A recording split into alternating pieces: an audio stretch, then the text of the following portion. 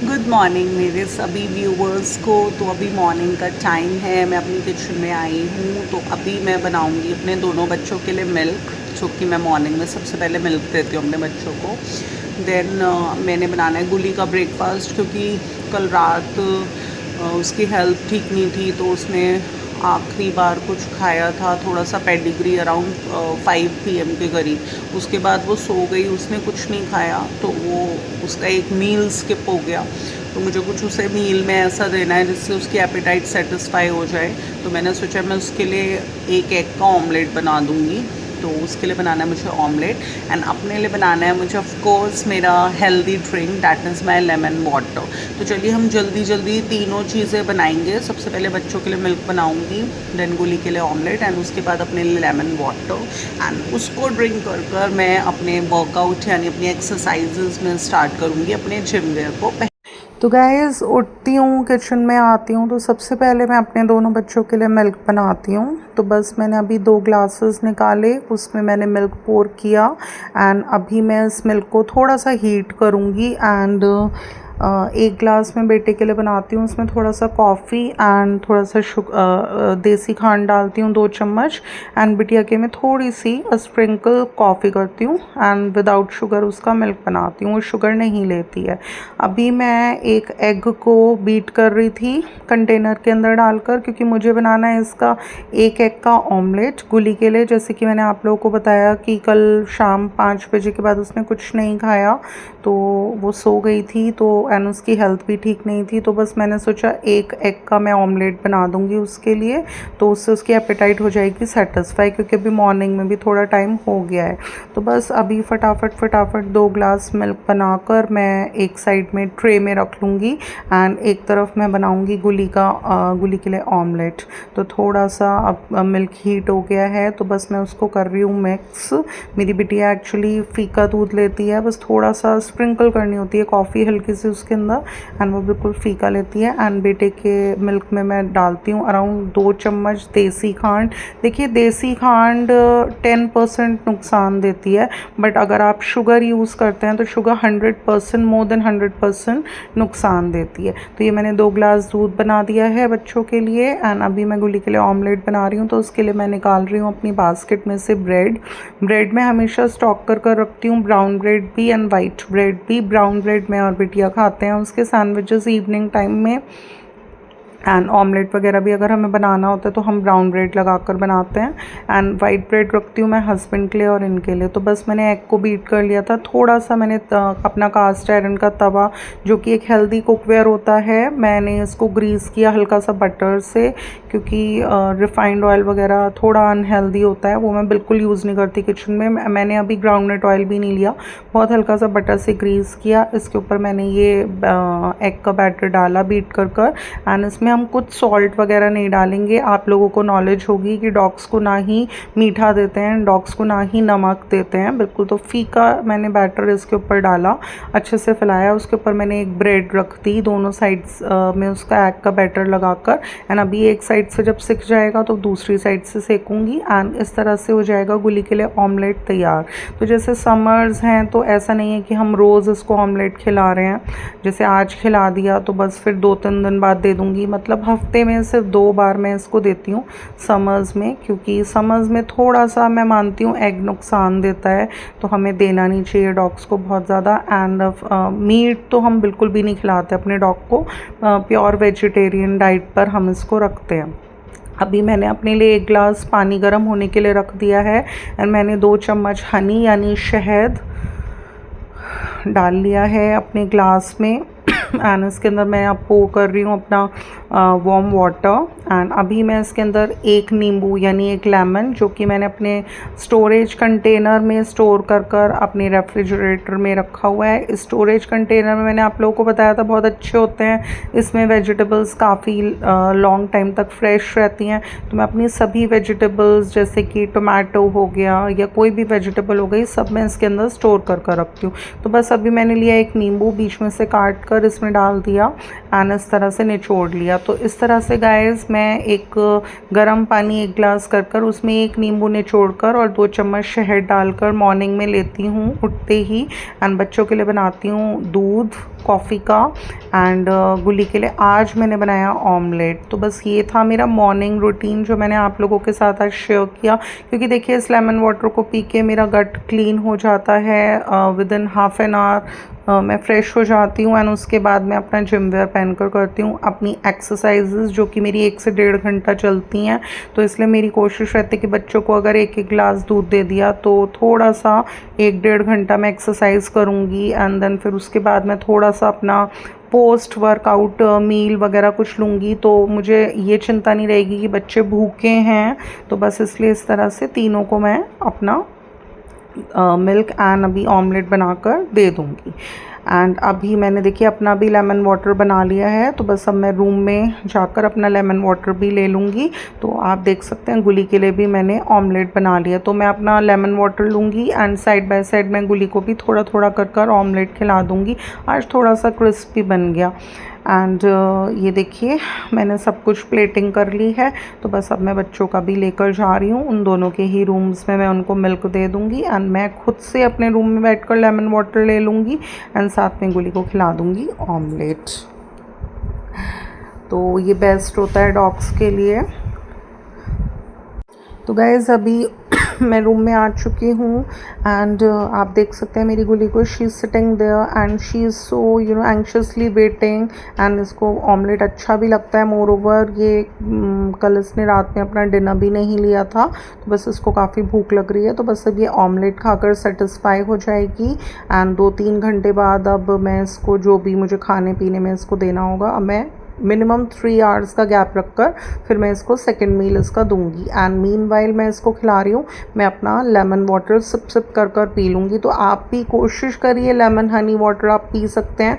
वैसे तो there are so many things, हम लोग जीरा वाटर पी सकते हैं एंड हम लोग हल्दी वाटर पी सकते हैं, हम लोग बिल्कुल मेरे माइंड से सिनेमन वाटर पी सकते हैं। काफ़ी सारे हेल्दी वाटर्स होते हैं जो हम ड्रिंक कर सकते हैं मॉर्निंग में अपने गट को क्लीनिंग के लिए एंड हमारे जो बॉडी में हमारे ऑर्गन्स होते हैं उनके डिटॉक्सिफिकेशन के लिए। मैंने काफ़ी सारे वाटर्स ट्राई करे, बट मेरे को जो सबसे ज़्यादा सेटिस्फैक्शन मिली, जिस वाटर को मैं अराउंड मोर देन 11 ईयर्स से ड्रिंक कर रही हूँ, वो है मेरा लेमन हनी वाटर, जो मैंने आप लोगों के सामने आज बनाया। इसको पीने के बाद 15 मिनट्स के अंदर अंदर मुझे अच्छे से मैं फ़्रेश भी हो जाती हूँ। कितनी बार तो मैं इसको जब वाटर को रेगुलरली ड्रिंक करती हूँ तो भी मैं महसूस करती हूँ कि when I get up and I get fresh. तो इसलिए लेमन हनी वाटर बहुत अच्छा होता है हमारे गट की क्लीनिंग के लिए। एंड जब हमारा पेट गट क्लीन रहता है, बिल्कुल पेट हल्का हल्का रहता है, देन उसके बाद एक्सरसाइज करने में, योगा करने में मज़ा आ जाता है, बहुत मन लगता है एंड स्टेमिना काफ़ी बढ़ जाता है। कि अगर आपका स्टेमिना 1 घंटे का करने का है तो automatically it raises up to 1.5 hour. तो बस फटाफट अपना लेमन वाटर पीऊँगी, गुली का ऑमलेट इसको खिलाऊँगी एंड उसके बाद हम लोग जाएंगे ड्राइंग एरिया में एंड वहाँ पर बैठकर मैं अपना एक्सरसाइजेस करूँगी स्टार्ट। अभी मैंने बच्चों को दूध दे दिया है, गुली को ऑमलेट खिला दिया है, खुद लेमन वाटर पी लिया है। तो बस अब फटाफट मैं अपना जिम वेयर पहन कर तैयार होती हूँ एंड फिर आप लोगों के सामने दिखाएंगे कुछ अच्छी अच्छी एक्सरसाइजेस। तो चलिए आप करते हैं अपना वर्कआउट।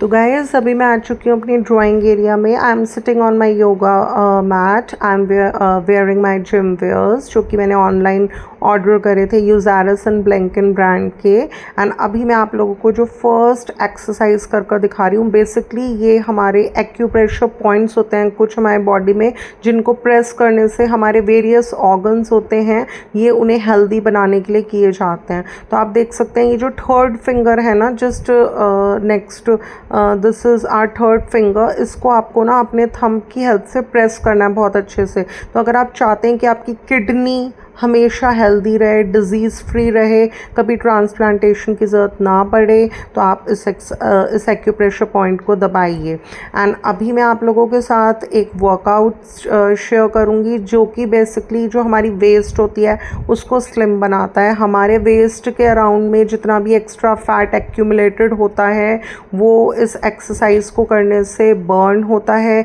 आप कोशिश करिए कि 100 टाइम्स इस एक्सरसाइज को करिए, ये बहुत ज़्यादा इफ़ेक्टिव एक्सरसाइज है। एंड अगर आप इसको at a stretch 100 times daily करते हैं टिल 20 डेज़, तो you will feel that each day your waist line is getting slimmer and slimmer. तो मेरी कोशिश है कि 100 नहीं तो मैं 50 रेपिटेशंस तो ज़रूर करूँ हर दिन इस एक्सरसाइज के, सो दैट मेरी जो वेस्ट है वो काफ़ी स्लिम रहे। तो बस मैंने आप लोगों के सामने ये एक्सरसाइज कर दिखाई है आज। अभी मैं आप लोगों के सामने अपनी कुछ एक्सरसाइजेस कर दिखाऊंगी जो कि बेसिकली हमारे ऑल ओवर द बॉडी के फैट को रिड्यूस करेंगी। आपको इस पोजीशन में बैठना है, इस तरह से आपको अपने हैंड्स करने हैं एंड इस तरह से आपको अपने हेड को वंस इस side and then second in the other side आपको इस तरह से अपने हेड को शेक करना है। तो ये वाली जो एक्सरसाइज है बहुत ज़्यादा इफ़ेक्टिव है एंड ये वाली एक्सरसाइज मैंने मलाइका अरोड़ा मैम से सीखी है। उन्होंने बेसिकली 2 एक्सरसाइजेस सिखाई हैं जिन्हें अगर हम करते हैं तो हमारा जो ऑल ओवर बॉडी फैट होता है ना, इन दोनों एक्सरसाइजेस को करने से all over body fat reduce होता है। तो ये मेरी पहली एक्सरसाइज है जो मैं आप लोगों को कर दिखा रही हूँ। अगर आप इस एक्सरसाइज को मिनिमम 2 मिनट्स के लिए भी डेली करते हैं तो आपका पूरे बॉडी का, ऑल ओवर द बॉडी का पूरा फैट बहुत तेज़ी से घटता है एंड काफ़ी इफ़ेक्टिव एक्सरसाइज है ये।